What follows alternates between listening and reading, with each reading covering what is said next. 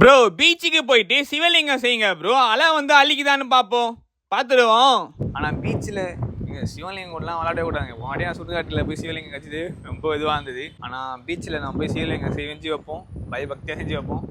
அவர் பவர்கள்லாம் அழியாமல் தான் இருக்கும். சரி போய் பார்ப்போம், வாங்க போகலாம். டாஸ்காக முடிக்கலான்னு சொல்லிட்டு நானும் கிளம்பி மெரினா பீச் தான் போனேன். அங்கே சம வெயிலாக இருந்தது, அப்போ அங்கே தண்ணிலாம் நின்றுட்டு இருந்தது. அப்புறம் அங்கே இருக்க கடையில் ஒரு டப்பா வாங்கிட்டு போயிட்டோம். ஏன்னா ஈரமண்டலம் செஞ்சாதான் சிவலிங்கம் நல்லா வரும். அப்புறம் உள்ள நடந்து போகும்போது செம காற்று அடிச்சுது, ஆளே தள்ளுற மாரி இருந்தது. அதுக்கப்புறம் நானும் உள்ள போயிட்டு மண்ணை பிடிச்சி சிவலிங்கம் செய்ய ஆரம்பிச்சுட்டேன். அலை வந்து அடிச்சுட்டே இருந்தது, செய்யவே விடல.